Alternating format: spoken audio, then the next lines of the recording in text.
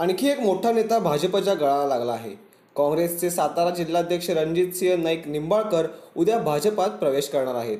सोमवारी संध्याकाळी मुंबई येथे जाऊन मुख्यमंत्री देवेंद्र फडणवीस यांच्या उपस्थितीत भाजपमध्ये प्रवेश करणार असल्याची माहिती त्यांनी स्वतः दिली आहे. राष्ट्रवादीनंतर भाजपाने काँग्रेसलाही खिंडार पाडले आहे. सातारा जिल्ह्यातील माण, खटाव, फलटण हे 3 तालुके माढा मतदारसंघात येतात. या भागात रणजितसिंह यांचा चांगला प्रभाव आहे, त्यामुळे त्यांची उमेदवारी भाजपासाठी फायद्याची ठरू शकते. विजयसिंह मोहिते पाटील यांच्यानंतर रणजितसिंह यांचा भाजपात प्रवेश होत आहे.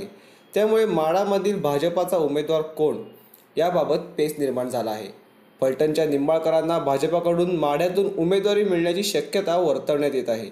माढा मतदारसंघात राष्ट्रवादीने सोलापूर जिल्हा परिषदेचे अध्यक्ष संजय शिंदे यांना उमेदवारी दिली आहे. सुजय विखे, रणजितसिंह मोहिते पाटील आणि भारती पवार यांच्यानंतर आता रणजितसिंह नाईक निंबाळकर यांचं नाव भाजपाबरोबर जोडलं जाणार आहे. रणजितसिंह नाईक निंबाळकर यांना काही दिवसांपूर्वीच काँग्रेसच्या जिल्हाध्यक्षपदी नियुक्त करण्यात आले होते. त्यानंतर भाजपमध्ये जाण्याचा निर्णय घेतल्याने काँग्रेस पक्षात आश्चर्य व्यक्त केले जात आहे. अंतर्गत कलहामुळे त्यांनी काँग्रेस सोडण्याचा निर्णय घेतल्याचे बोलले जात आहे.